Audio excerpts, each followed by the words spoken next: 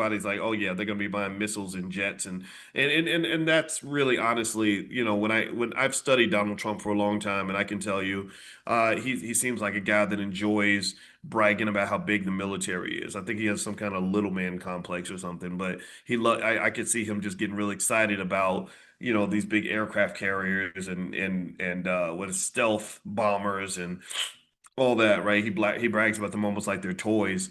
So it's not out of the question to think that he might escalate the war. Nobody knows, right? And also, if you think he's a bully, which I wouldn't disagree with you if you said that. I see him bullying Iran, thinking that okay, yeah, we've got the best equipment, we can come and kick your butt. You can't do anything to us. And I don't. Again, you can think what you want about that, but that's what I observe. So with that being said, I would argue that perhaps there is some high probability that an escalation might ensue. But at the same time, it's what they call a multivariate problem, meaning that there's multiple dimensions to this, multiple things that can happen, right? Or multiple effects. There's cause and effect. So you go and you decide you want to just blow up Iran. Well, Iran has 90 million people and they've got a military too. They can block the Strait of Hormuz, which could actually cut down like 20% of the world's oil goes through the Strait of Hormuz. They cut the Strait of Hormuz off. It hurts them, but it also hurts you. And next thing you know, the price of oil shoots up to $200 a barrel.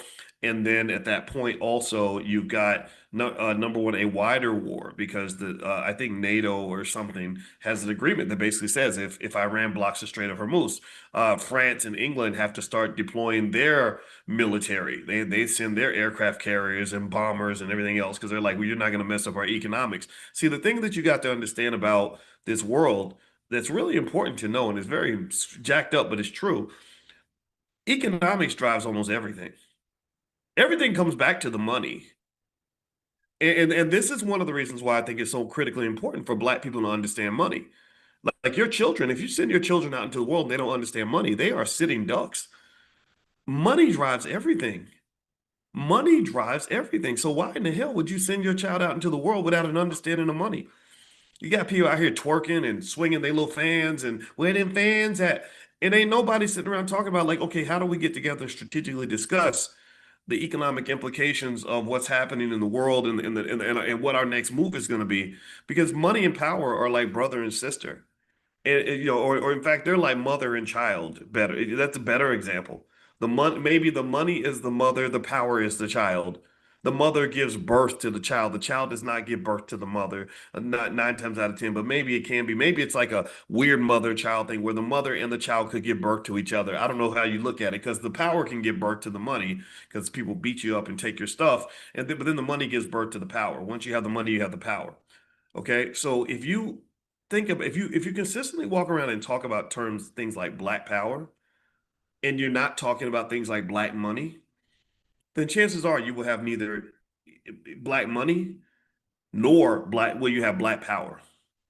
You won't have either one. You'll have neither one. And I don't want you to look at how many unpowerful people there are who talk all day about black power. People who are, how many slaves there are that talk about being free. We gonna get free, get us free, get us free. What are you talking about? You have to know where freedom comes from. Freedom comes from economics. Freedom comes from the opposite of slavery.